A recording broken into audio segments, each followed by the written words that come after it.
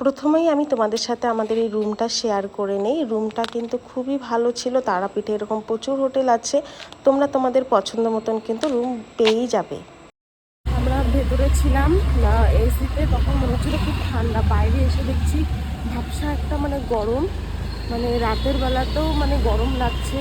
আর কোথাও নিজেদের গাড়ি নিয়ে ট্রাভেল করা, বিশেষ করে টু হুইলার নিয়ে ট্রাভেল করার একটা সব থেকে দেখো, আমরা এখন খেতে যাব, তো নিজেদের গাড়ি নিয়ে ইজিলি বেরিয়ে গেলাম। আমাদের হেঁটে হেঁটে সব জায়গায় সার্চ করতে হতো, তার জন্য এত কষ্ট করে আসার একটা কিন্তু বেনিফিট আছে। আমরা যে সময়টা তারাপীঠ গিয়েছিলাম সেই টাইমে কিন্তু উত্তরবঙ্গে খুব একটা গরম ছিল না, কিন্তু সেখানে বীভৎস গরম ছিল। কিন্তু বর্তমানে উত্তরবঙ্গে যে গরম পড়েছে তা দেখে সেখানকার গরম আমরা অনুভব করেই নিতে পারি। আর তারাপীঠের রাস্তার দুধারে কিন্তু প্রচুর পরিমাণে হোটেল আছে, তো তোমাদের থাকার কোনো অসুবিধা হবে না। আমাদের ভেজ থালি দিয়েছে, এটা 80 রুপিস, আর 140-তে মাছ। আমরা বীরভূমে যতবার খাবার খেয়েছি তার মধ্যে এটাই ছিল বেস্ট খাবার, আর কোনোবারই কিন্তু আমরা ভালো খাবার পাইনি। এটা ছিল শিবশঙ্কর হোটেল নামে কোনো একটা হোটেল। গুড মর্নিং, তো এখন আমরা একটু বেরোচ্ছি। কালকে তোমাদের বলাই হয়নি, তো আমরা সিউড়ি জাস্ট একটু আগেই তারাপীঠ, এটা আমারও জানা ছিল না যে তারাপীঠ সিউড়ি এত কাছাকাছি। তো আমরা এখানেই স্টে করছি, তো আমরা এখন একটু মন্দিরে যাচ্ছি। মন্দির গিয়ে সেখান থেকে এসে ফ্রেশ হয়ে আমরা সিউড়ির জন্য বেরিয়ে যাব। আমরা রোড থেকে একটু গলির সাইডে রুমটা নিয়েছি, এখানে একটু কমে পেয়েছি, আর রুমটাও যথেষ্ট ফ্রেশ ছিল। বাদ বাকি বাইরের রুমগুলোর প্রাইসও বেশি ছিল, আর সেরকম একটা পরিষ্কার পরিচ্ছন্ন ছিল না, কারণ এখানে প্রচুর ট্যুরিস্ট হয়, সেই কারণে এখানে হোটেলের ভীষণ ডিমান্ড। তো এখানে পুরোটাতেই তোমরা হোটেল পেয়ে যাবে থাকার জন্য, হোটেল লজ, কোনো অসুবিধা নেই। খাওয়ার জন্য পর্যাপ্ত এখানে ব্যবস্থা আছে, কোনো অসুবিধা হবে না, রাস্তার ধারেই সব কিছুই আছে এখানে।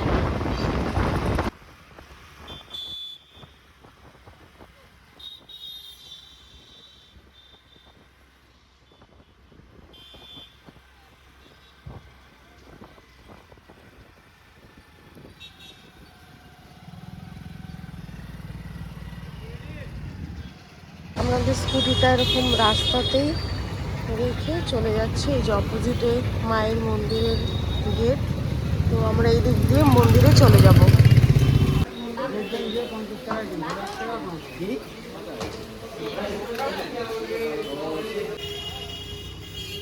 এখানে খুব সুন্দর পদ্ম আর নীলকণ্ঠ ফুলের মালাও পাওয়া যাচ্ছে, ভীষণ সুন্দর। এখানে মন্দিরে পুজো দিতে যে সমস্ত জিনিসগুলো লাগে এখানে তারাই ঝুড়িতে দিয়ে দেয়, তারপর পুজো দিয়ে আবার সেই ঝুড়িগুলো দিলে এরা তোমাদের সবাইকে প্রসাদও প্যাক করে দিবে। সব কিছুরই মোটামুটি একটা প্রাইস নিয়েছিল আমাদের থেকে, কত নিয়েছিল আমার এখন ঠিক মনে নেই।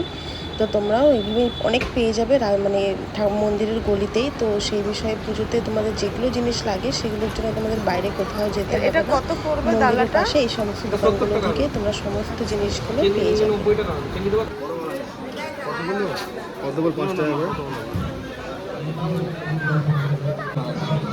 ওখানে মালা 30 টাকা করে চাইছিল, এখানে 20 টাকা করে জবা ফুলের মালা, তো আমরা একটা নিয়ে নিলাম। এখানে সব পান্ডারা আমাদের জিজ্ঞাসা করছে যে আপনারা কি ভিআইপি যাবেন না এমনি যাবেন। আমার মন্দিরেও এখন ভিআইপি এইসব ব্যাপারগুলো চলে, যাই হোক আমরা এমনি যাচ্ছি, দেখি কি হয় ওপরে।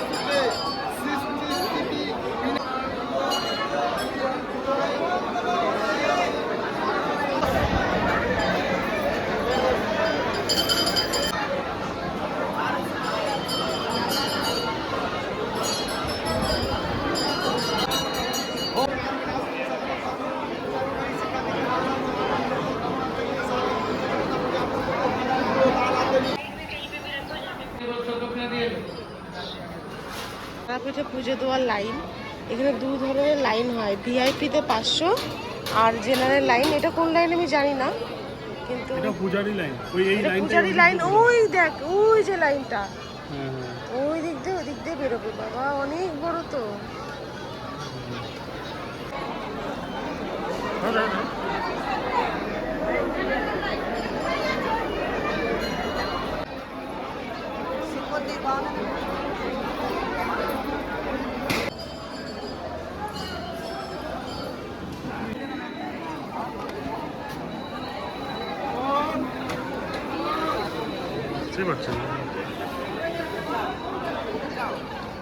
এখান থেকে একটা প্যাক হয়ে যাবে।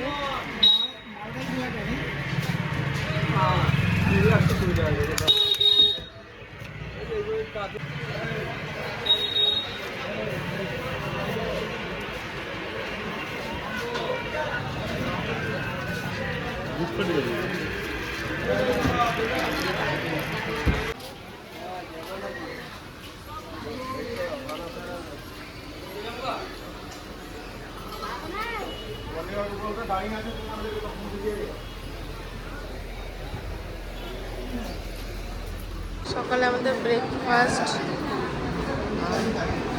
ঘুগনি, লুচি আর একটু দই বলা হয়েছে, ওটা এখনো দেয়নি, দিবে। তো এখানে টিকিট করিয়ে নিয়ে খেতে হয়। মন্দিরের গলির ফার্স্ট দোকানটাতেই আমরা এখন খাচ্ছি। আর এই দইটাও দিয়ে গেল। বেশ ভালো ভিড় হয় এখানে, দেখি খেয়ে কেমন লাগে।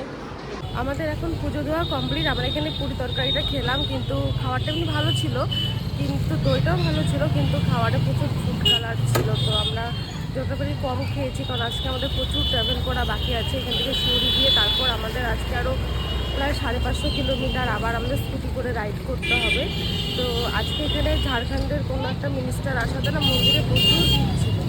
তো যাই হোক, আমরা ভালোভাবে পুজোটা দিয়েছি, যতটুকু আশা করেছি ভালোই হয়েছে। তো আমরা এখন এখান থেকে বেরিয়ে যাচ্ছি হোটেলে, সেখানে গিয়ে রেস্ট নিয়ে তারপর বেরিয়ে যাবো।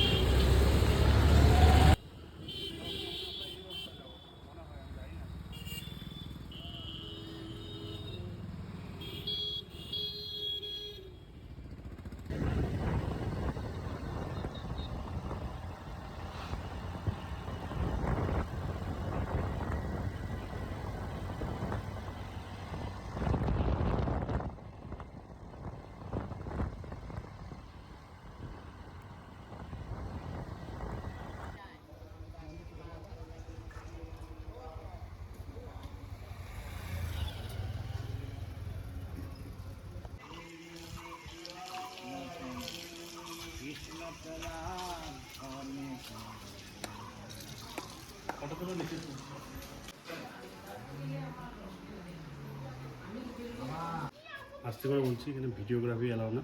এটা হচ্ছে বাংলাদেশের পুরনো বাড়ি, যেখানে থাকতেন, এবং কি এখান থেকে ওখানে মানে যেটা তারাপীঠ, সেখানে পুজো দিতে যেতেন। এটা হচ্ছে মেন বাড়ি। এখানে মাটির সিঁড়িটাও আছে। মাটির বাড়ি ছিল আগে, এখন পাকা হয়ে গেছে। যাই হোক, টাটা। ভিডিওগ্রাফি এলাও না।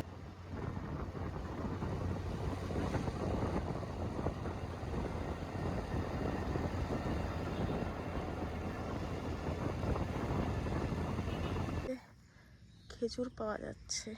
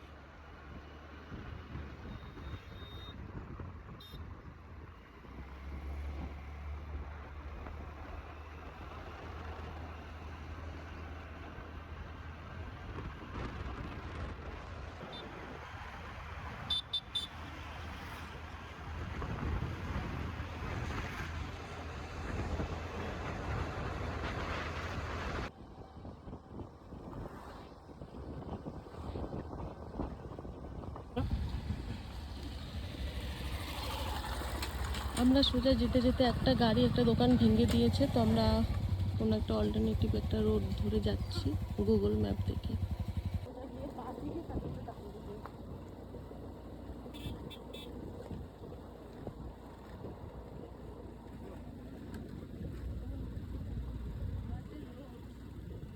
যেতে পদ্ম ফুল দেখলাম, প্রচুর পদ্ম ফুল ধরে আছে, কিন্তু এই সমস্ত জায়গাগুলোতে নিরু বলল রাসেল ভাইপার থাকে, ওর জন্য ইচ্ছা থাকলেও আমি সাহসও করছি না যে আমি এই লোকেশনে যাব। পুরো পদ্ম ফুল ফুটে আছে, যা সুন্দর লাগছে। এই জিনিসগুলো সত্যি দেখার মতো না, কিন্তু সব জায়গাতেই মানে পদ্ম ফুল দেখা যাচ্ছে, কারণ এখানে প্রচুর পদ্ম ফুল হয়, কারণ মন্দিরেও প্রয়োজন।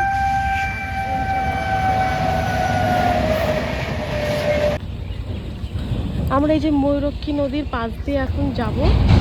নদীতে খুব একটা জল নেই, আর এখানকার গ্রামের পরিবেশটা একটু একদমই অন্যরকম, এটা একটু তোমাদের সাথে আমরা শেয়ার করছি।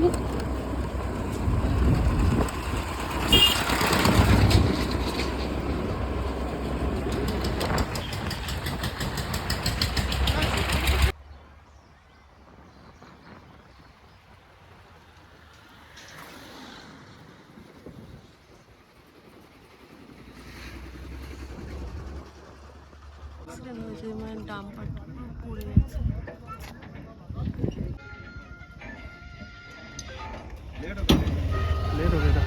খেজুরের জন্য কত জায়গায় নিরুকে দাঁড়াতে বলছি, তো খেজুর নেওয়া হয়নি, অনেকগুলো আন। তো ও এমন জায়গায় এসে দাঁড়িয়েছে যেখানে খেজুর গাছ, এখন ঠেলা বোঝো দাও পেরে, মানে হাত দিয়ে পারা যাচ্ছে খেজুর, এত খেজুর গাছ।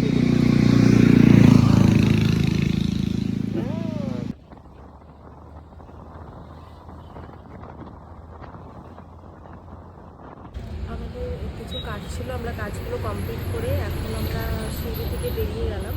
তো আবার আমরা সেই রোডটাতে যাব, তখন যে ডাম্পারটা পড়ে গেছিলো এখন সেটা ক্লিয়ার হয়েছে বলে আমরা জাস্ট কিছুটা টাইমের মধ্যেই চলে আসলাম, 8 ঘন্টার মধ্যে। আর তখন সেখান থেকে আমাদের যেতে পুরো 1 ঘন্টা লাগছে, কারণ বাজারের ভেতর দিয়ে আমাদের যেতে হয়েছিল, অনেকটা ঘোরা হয়ে গেছিলো। তো এখন রাস্তা ক্লিয়ার আছে, আমরা এই দিক দিয়েই যাচ্ছি, এখন আমরা সাইড দেওয়া হয়ে যাবো। তো যতটা পারছি তোমাদের সাথে শেয়ার করবো। তারপর আমরা মনগ্রাম থেকে তো কালকে সেই সেম রোডটাই নিয়ে নেবো, যে রোডটা তোমরা আগেও অলরেডি দেখে নিয়েছো।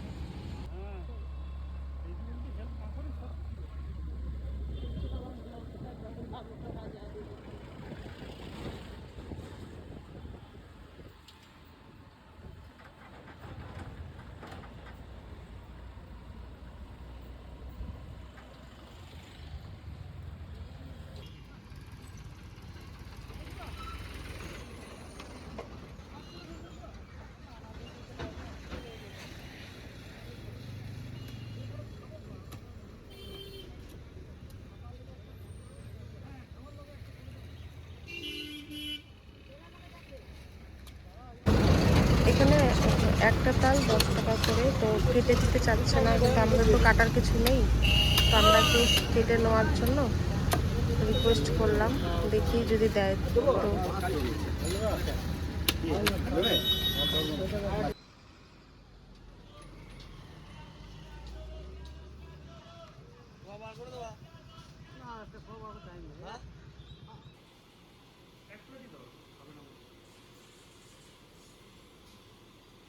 তো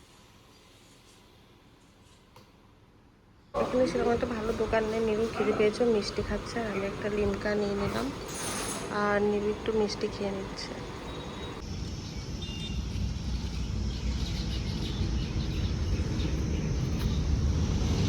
কেমন লাগলো নিরু পরিবেশ?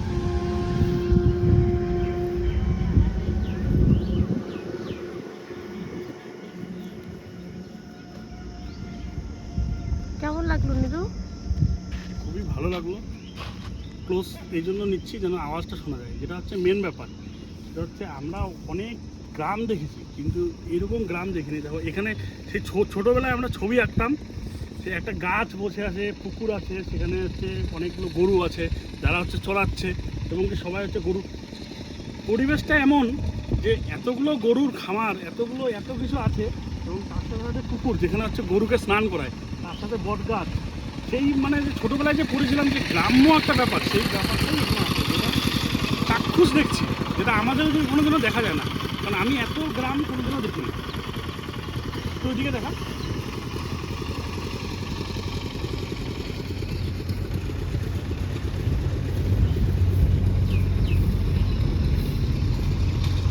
আর এইদিকে সেই পুকুরটা। একটু একটু জুম করা ভিডিও।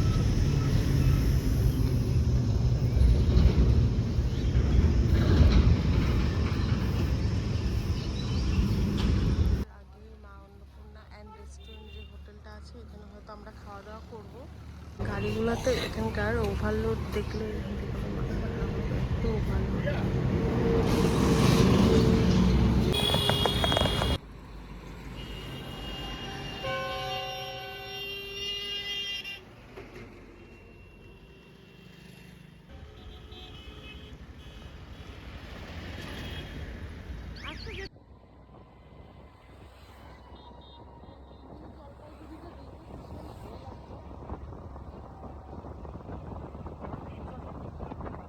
অনেকে বলে নিম গাছ নাকি ভূতের জন্য লাগানো যায় না, কিন্তু নিম গাছ এত ভালো, মানে নর্মাল টেম্পারেচারকে মানে 10 ডিগ্রি কমিয়ে দেয়, মানে ন্যাচারাল এসি যাকে বলে।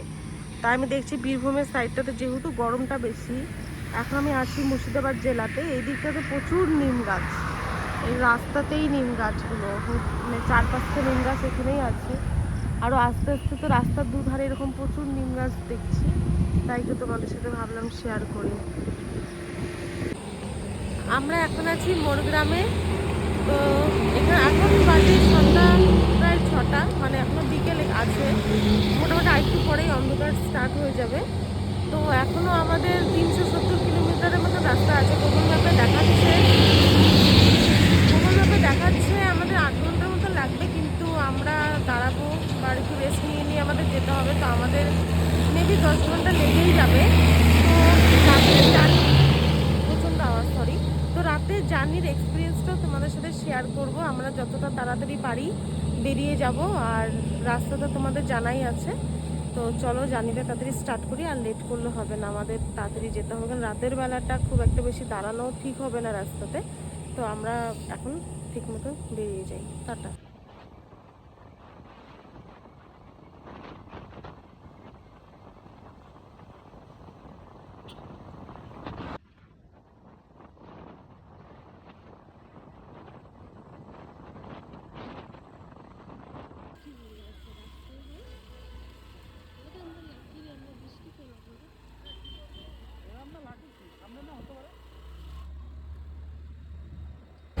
আমি ফারাক্কা থেকে কোনো ভিডিওই নিতে পারিনি, কারণ এখানে প্রচণ্ড মানে বৃষ্টি হচ্ছে। এতক্ষণ ধরে রেনকোট পরেছিলাম। তো আমরা মালদার যে রেস্টুরেন্ট যেটা হয়, মানে মালদার মানে ধাবা আর কি, সেই ধাবাতে আমরা আছি। এখানে এখনও বৃষ্টি কমেনি, প্রচণ্ড বিদ্যুৎ চমকাচ্ছে। তো এখানে আমরা এখন ডিনারটা করবো। এখানে খাওয়া দাওয়া খুব ভালো হয়, প্লাস এখানে রেস্টের জন্য অনেক এরিয়া আছে, এরকম খাটিয়া বাইরে লাগানো আছে, মানে যারা ট্রাভেল করে বা যারা মানে সবসময় রোডে চলাচল করে, এখন একটা বাস দাঁড়িয়ে আছে, বাসের প্রত্যেকটা যাত্রী এখানে রেস্ট নিচ্ছে, খুব ভালো। আর এখানে আগেও খেয়েছি, খাওয়ারও খুব ভালো। তো এখানে খেয়ে আমরা বেরিয়ে যাবো। মনে হয় না যে আমি আর মানে ব্লগটা আর কন্টিনিউ করতে পারবো বৃষ্টির কারণে, আর আমাদের যেতে যেতে মেবি ভোর হয়ে যাবে। তো মালদা ধাবার খাওয়া দাওয়া কিন্তু খুব ভালো, দেখো কি সুন্দর সাজিয়ে দিয়েছে। আমাদের আরও মাছ আছে, সেটা হয়তো এক্সট্রা দিয়ে যাবো। হ্যালো, এখন বাজে রাত্রি 1টা, আর আমরা এখন ডালখোলাতে ঢুকবো, মানে প্রায় ডালখোলার কাছাকাছি। আরও 130-40 কিলোমিটার হবে আমাদের বাড়ি পৌঁছাতে। তো অনেকটাই রাত হবে, মেবি 3টা বেজে যেতে পারে। তো আমি প্রচণ্ড বৃষ্টি হচ্ছে, ফোন বের করাই যাচ্ছে না। এখন একটুখানি বের করে আমি আপডেটটা দিতে পারলাম। আর এখন রাতের বেলা শুধু ট্রাক এগুলো গাড়ি চলছে, নর্মাল সেরকম আর অন্য কোনো পার্সোনাল গাড়ি দেখা যাচ্ছে না। আর রাস্তা বেশ ফাঁকা, আর আমরা খুব একটা দাঁড়াচ্ছি না রোডে, কারণ হলো এত রাতের বেলা না দাঁড়ানোই ভালো। আমরা পেট্রোল পাম্পে আসলাম, একটু তেল ভরাচ্ছিল। আর এখানে ডালখোলা রোডটা নতুন হওয়াতে পেট্রোল পাম্প পাচ্ছিলাম না, প্রায় 15 কিলোমিটার পরে পেট্রোল পাম্প পেলাম। ওখানে ছিল সবগুলো রাস্তার অপোজিটে, বা কোনোটা বন্ধ ছিল বা কোনোটা হয়তো ফ্লাইওভারের নিচে পড়ে গেছে, এরকম আছে। তো পেলাম। তো এখন আমরা একটু রেস্ট নিয়ে বেরিয়ে যাবো। রেস্ট নিয়ে কিছুই না, জাস্ট একটু দাঁড়ালাম এখানে, কারণ রাস্তা ফাঁকা জায়গায় দাঁড়ানোর থেকে তো পেট্রোল পাম্পে দাঁড়ানোটা বেটার হবে।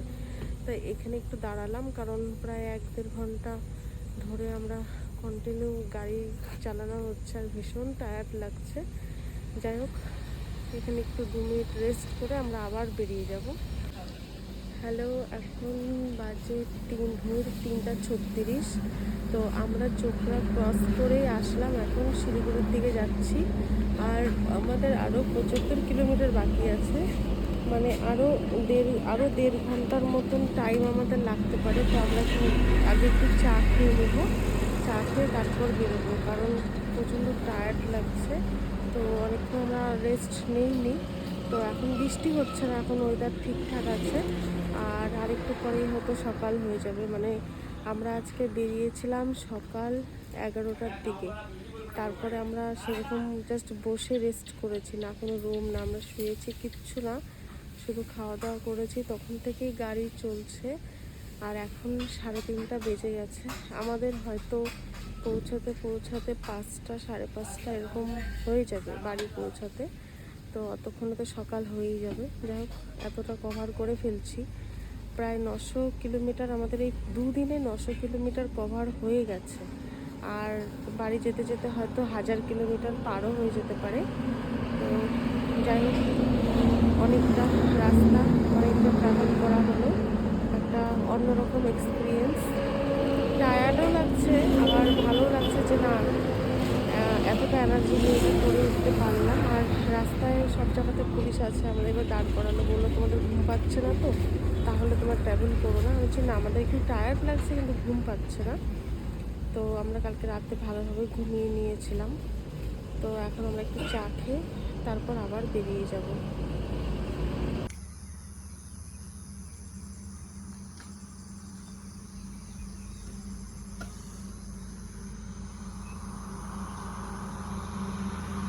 এখন বাজে হলো 4:30। আর আমরা জার্নিটা শুরু করেছিলাম সকাল থেকে সানসেট দেখে নিলাম।